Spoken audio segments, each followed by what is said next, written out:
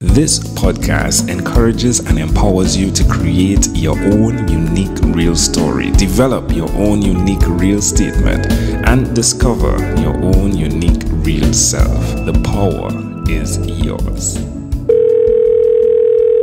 Good morning, Eron Constante. Good morning. How are you doing on this wonderful, beautiful day? It just started. Actually, after this, I'm probably going to go to sleep for a little bit. Oh, really? Yeah. What time is it over on your end? It's 5 a.m. 5 a.m. It's around 2 a.m. on my side. Oh, So my. yeah. What's really cool is I went to sleep around that time, yeah, and got up. Oh, okay. Yeah. So you're going to do the same thing. Are you going to sleep for a lot longer, though?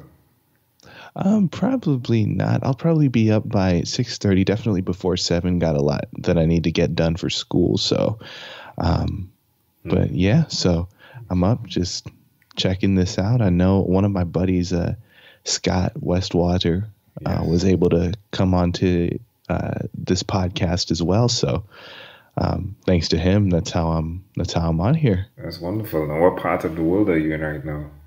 I'm in Los Angeles right now. All right. Where are you originally from? I'm really intrigued by that. Yeah, so in my bio I mentioned I was from Saipan. That's where I grew up. It's in the middle of nowhere. It's in the middle of the Pacific Ocean. It's by the Philippines, Indonesia type of area, but it's really small. It's about 14 by 6 miles wide. So that's where I grew up. That's super cool. Wow. When I checked it, it said 12 miles, but I can see you adding 2 miles. 14 does sound bigger than 12 when you say it, right? Yeah. Mm-hmm. Yeah. Yeah. I mean, man, it's been a while, so my dimensions might be totally off. But yeah, that's where I grew up for about 16 years. Yeah. Wow. So what made you move? Actually, my oldest sister wanted to go to school here. So we just followed suit. She moved here, then my middle sister moved, and then I was the last one to move out of the 3, and we all moved as a family out here. My parents and I did. So it was good during the time that we were there, but there's more opportunity definitely out here in Los Angeles. Yeah, but it is a U.S. Island, state type thing, isn't it? So you didn't need a visa to go across to the States, didn't you? Correct. Yeah, it is a U.S. territory, so I retain my citizenship. That's pretty cool. Totally fine. That's pretty cool. Well, do tell us, which of your talents is responsible for us connecting at this specific time in history? Right. So I know on your show, a lot of them are CEOs or a lot are business people, but for me, it's my deep interest for music, really, that led me here, that got me to this point, and that's why we're having this conversation, and that's kind of how I met Scott as well. So it's a little different from most of what I've listened on your podcast. Yeah, the recent individuals, I would say 90%, vary around business or professional. You're very correct. There are very few musicians that I get to interview, but I do get to interview some musicians as well. Really amazing the walks of life that we get to have conversations with on this podcast. And I say we as the entire team of the 12-Minute Convo team that helped make this possible. But that being said, who did you learn that core component for what's required to produce music? Yes, so a lot of my what I've learned from music, I've been surrounded by a lot of performers and writers, but not really many producers. But with the age of the internet, it's been incredible how I've been able to learn about the production and engineering side of music in general. So I would say that a lot of my mentoring came from my early years when I was learning how to play piano, drums, and music theory. So that was the most important part, really, during my elementary years. I had a middle school and elementary school teacher who taught me in band, as well as piano. So I had many instructors, and I also played a lot for church back when I was 12, 13, 14 years old. So that really was essential to my development as a musician. So when I look at music, it's a very holistic thing for me. So my production could not exist without my performance. I couldn't be a producer if I didn't know how to play piano, if I didn't know how to play drums, and I just translate all of that into the computer and software side of things. So not really mentored in production. It was mainly in performance, in which I adapted that into working on a computer. Now, I saw one video with you performing where you did like five video takes. One where you're singing the main vocal of a Michael Jackson cover, and then four other individuals assisting you, all of them being you, which was super cool. Like pretty amazing stuff. hmm Sorry, can you repeat that question again? Sure, it wasn't even a question; it was just a Oh statement. yeah. Oh yeah, yeah. Oh, the pretty young thing. Yeah, yeah, yeah. That was yeah, no, I actually so Angel, I gotta tell you, it's not that I've really wanted to be like a singer. It's just that it's my way of applying what I know from music theory Mm. and performance and recording. So I have all of these aspects and elements in music production, in music theory, and in music performance that I can apply into one video. And I tell you, I actually don't really enjoy shooting video, but it's the way that I can communicate my what I'm doing in like in arranging and in singing, that I have to put it in video form so that people can get an idea of what's going on Yes. when I sing. So Yeah, that's because if I heard you yeah. singing that song, I wouldn't have been able to put together, oh my gosh, this guy is doing like four different things. Well, you're doing like about seven things, right? But you showed us like five things, right?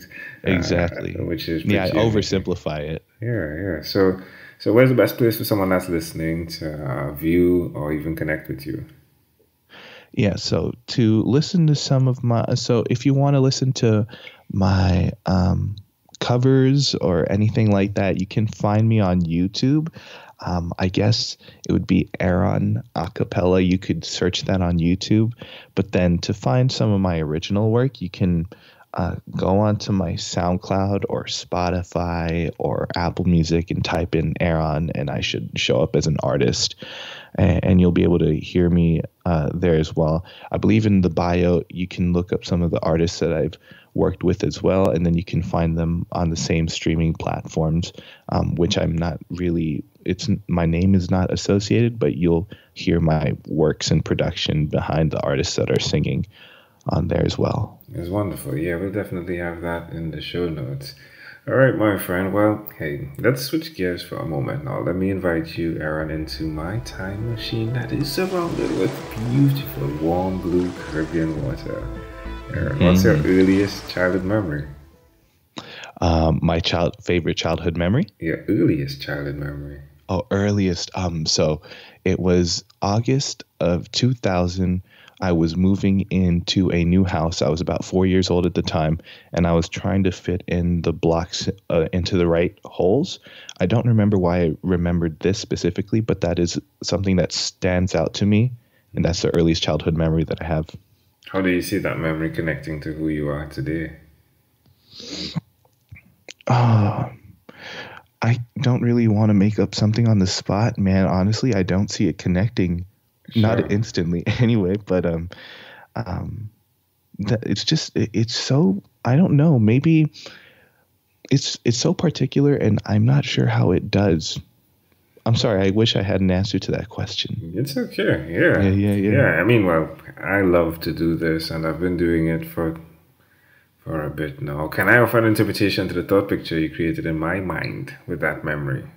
Oh, yeah, yeah. Go ahead. Ooh, I love the fact that in music, right, it's so much of doing that, making sure the right pieces fit in the right places. That's very true. Actually, that's a good way to put it. Yeah, I like that explanation. Nice, nice.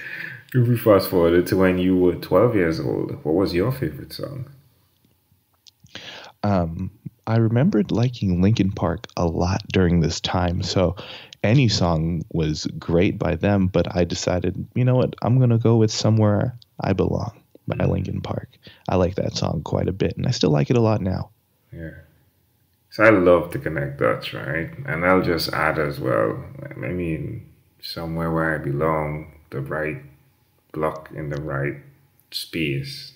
It's really cool, right? Yes, yes, yes. Right. But we're just pulling things out here, right? It's just fun, yeah. But having fun is important. It's intriguing, isn't it? Yes, sir. All right, my friend. Well, we've arrived at our destination, but before we get off of this time machine, there's a small declaration form. So it's yes or no. We're going to move pretty quickly here. Are you ready, Eron? Yes, I am. Eron, have you chosen someone to pass on your skills to? Not yet. Are you married? No. Do you have children? No. Do you believe in God? I do not. Do you have an inner circle of friends? Yes, I do. Do you watch TV for more than 3 hours a day? No, I don't. How about 3 hours a week? Nope. What about screen time, the phone and the computer? Is it more than 8 or less than 8 hours a day? Definitely more. And if you had to share with us your own unique real statement, a statement that represents who you are, Eron Constante, what would you say that is? I had to give this a little thought, but I think it is, I'm a little anxious in the short term for what my future holds, but I know that in the big picture, everything will take care of itself, and I'm not actually all that worried at all. It's pretty intriguing. All right. Again, somewhere I belong, yeah? Definitely love it. Eron, this has been such a great pleasure. Before you leave, is there anything else you'd like to share with our amazing audience? I think it's got to be something about. I'm got to say something about you, Angel. I think your time management is incredible, and I think the show is actually a really fantastic idea. Not something about me, but I'm very fascinated by your ability to do all of this, and that's what I wanted to share, I guess, with the rest of the audience. I appreciate that. Yeah, thanks for that, Eron. I love your voice. Ooh, can we get you to start doing 12-minute convos, please?